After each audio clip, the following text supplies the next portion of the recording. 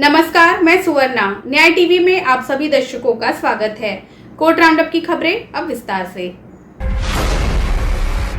दिल्ली की एक अदालत ने तत्कालीन मुख्य सचिव अंशु प्रकाश पर कथित हमले के एक मामले में दिल्ली के मुख्यमंत्री अरविंद केजरीवाल, उप मुख्यमंत्री मनीष सिसोदिया और 9 अन्य लोगों को आरोप मुक्त किया। अतिरिक्त मुख्य मेट्रोपॉलिटन मैजिस्ट्रेट सचिन गुप्ता की अध्यक्षता वाली विशेष MP-MLA अदालत ने मामले में आप के 2 विधायकों अमानतुल्ला और प्रकाश जरवाल के खिलाफ आरोप तय करने का आदेश दिया है। कोर्ट के समक्ष मामला।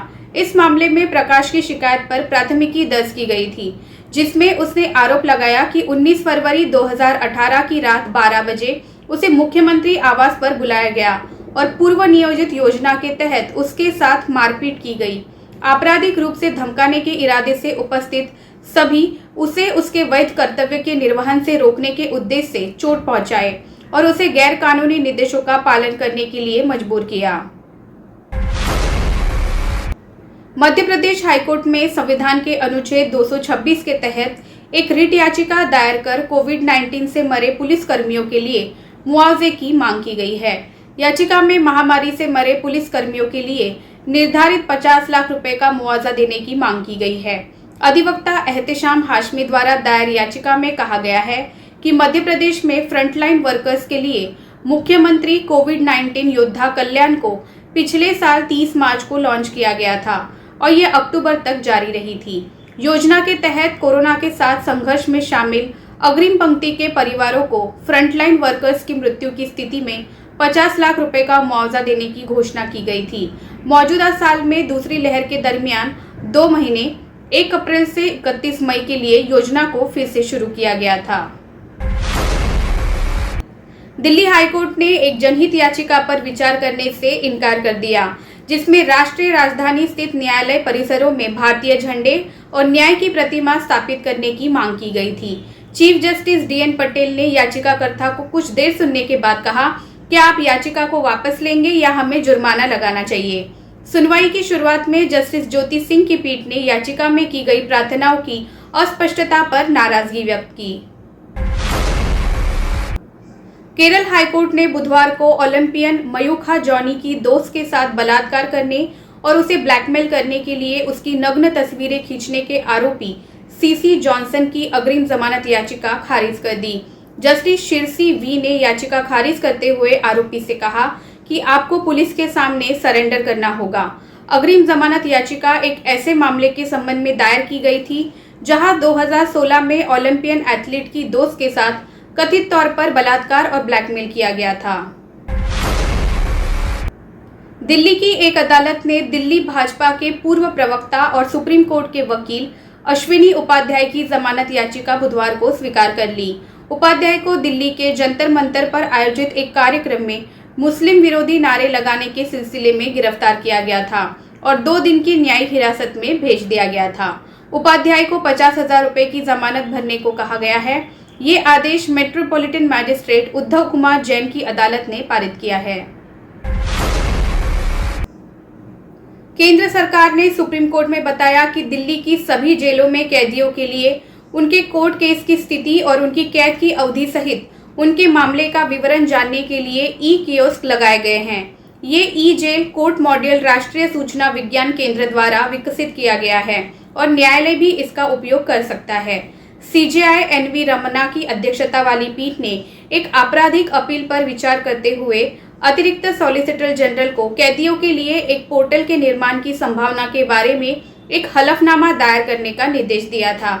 इसके साथ ही उनके वकील का भी, जिसका उपयोग उनके बारे में उनके द्वारा झेली गई कैद की अवधि का विवरण प्राप्त करने के लिए किया जा सकता है। सुप्रीम कोर्ट ने मंगलवार को फ्रॉस्ट इंटरनेशनल लिमिटेड के निदेशक उदय J देसाई को सार्वजनिक क्षेत्र के बैंकों और अन्य संस्थानों के साथ रोटोमैक्स समूह की कंपनियों द्वारा किए गए 7,500 करोड़ रुपए के वित्तीय धोखाधड़ी के मामले में जमानत दे दी। न्यायमूर्ति संजय किशन कौल और न्यायमूर्ति ऋषिकेश रॉय की पीठ ने मेडिकल आधार पर देसाई को जमानत दी। गंभीर धोखाधड़ी जांच कार्यालय की ओर से पेश अतिरिक्त सॉलिसिटर जनरल ऐश्वर्या भाटी ने कहा कि उन्हें चिकित्सा आधार पर जमानत दी जा सकती है। जम्मू कश्मीर पुनर्गठन अधिनियम 2019 की संवैधानिक वैधता से संबंधित मामले में लद्दाख के 2 राजनेताओं और एक पत्रकार ने सुप्रीम कोर्ट के समक्ष एक याचिका दायर की है। आवेदकों ने लोकसभा सांसद मोहम्मद अकबर लोन और न्यायमूर्ति सेवानिवृत्त हसनैन मसूदी द्वारा दायर याचिका में पक्षकार बनाने की मांग की है।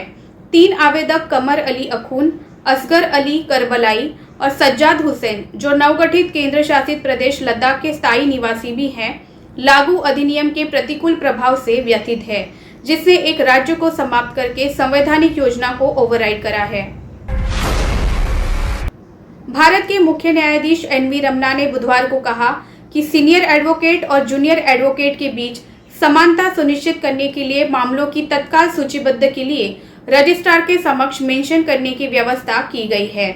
सीजेआई रमन्ना ने कहा, हम सीनियर्स को कोई विशेष प्राथमिकता नहीं देना चाहते हैं और जूनियर्स को उनके अवसरों से वंचित करना नहीं चाहते हैं।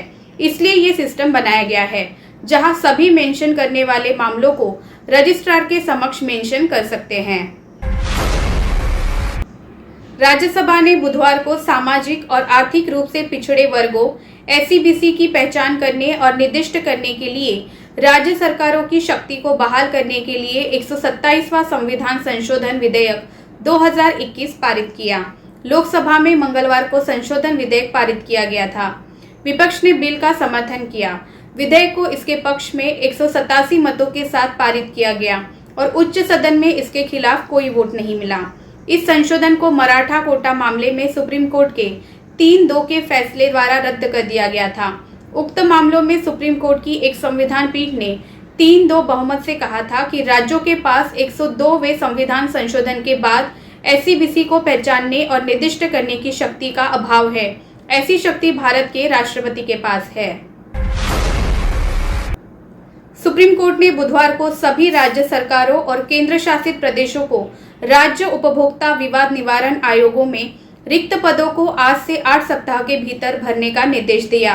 कोर्ट ने इसके साथ ही केंद्र सरकार को आज से 8 सप्ताह के भीतर राष्ट्रीय उपभोक्ता विवाद निवारण आयोग में रिक्त पदों को भरने का निर्देश दिया है। न्यायमूर्ति संजय किशन कौल और न्यायमूर्ति ऋषिकेश रॉय की पीठ ने उपभोक्ता आयोग में रिक्त पदों के मुद्दे को हल करने के लिए अदालत द्वारा दर्ज एक स्वतः संज्ञान मामले में ये निर्देश दिया है। सुप्रीम कोर्ट ने कहा कि अगर कोई विवाद वास्तव में मौजूद है और नकली, काल्पनिक या भ्रामक नहीं है, तो न्यायिक प्राधिकरण को दिवाला और दिवालियापन संहिता की धारा 9 के तहत कॉर्पोरेट दिवाला समाधान प्रक्रिया शुरू करने की मांग करने वाले एक आवेदन को अस्वीकार करना होगा। Justice R.F.. नरीमन और जस्टिस बी.आर. गवई की बेंच ने कहा कि इस स्तर पर प्राधिकरण को इस बात से संतुष्ट होने की आवश्यकता नहीं है कि बचाव के सफल होने की संभावना है या नहीं और ये विवाद के गुणों में नहीं जा सकता है। फिलहाल बस इतना ही। अन्य खबरों के लिए जुड़े रहिए न्याय टीवी के साथ। नमस्कार।